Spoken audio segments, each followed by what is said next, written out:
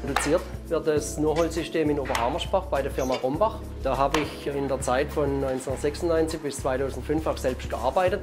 Und daher verfüge ich mittlerweile über ca. 100 Projekte, die ich selbst betreut habe. 50 seit Leifer Holzsysteme gegründet worden ist.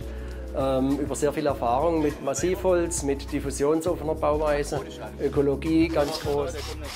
Ja, der Rombach, der bezieht sein Holz ausschließlich aus dem Schwarzwald.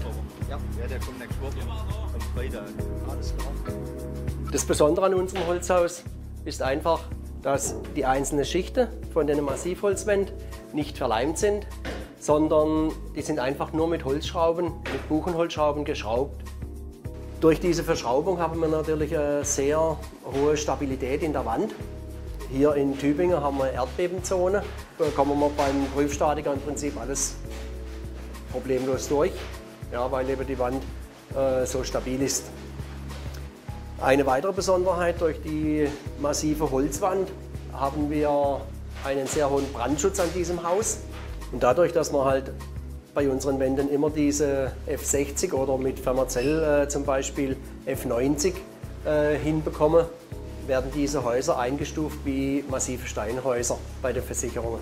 Die Vorfertigung ist natürlich ziemlich hoch. Die Nurholzelemente selbst, dann auch Innenwände, die zum Beispiel jetzt hier in Holzrahmenkonstruktionen gemacht werden, Dachstuhlkonstruktionen, sichtbare und solche Sachen werden alle vorgefertigt.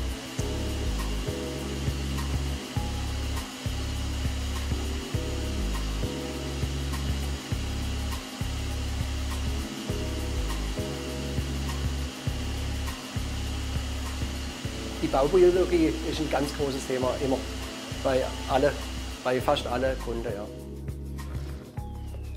Allergie ist ein ganz großes Thema natürlich immer, wenn es um Hausbau geht, wenn es um irgendwelche Stoffe geht, Produkte, die aus China kommen, wo die Farben dann so schlimm sind, dass man Ausschläge bekommt davon und so. Deshalb wähle ich eigentlich nur Produkte, auf die ich nicht einmal eine blaue Engel draufkleben muss. Auch bei den Handwerkern legen wir Wert auf Regionalität, so wie hier bei diesem Bauvorhaben im Ammerbuch. Da richtet jetzt eine Zimmerei aus Hageloch auf. Das ist im Prinzip nur 5 Kilometer Luftlinie von hier entfernt. Auch die anderen Handwerker, Elektriker, Installationen, die beziehen wir in der Regel aus der Region.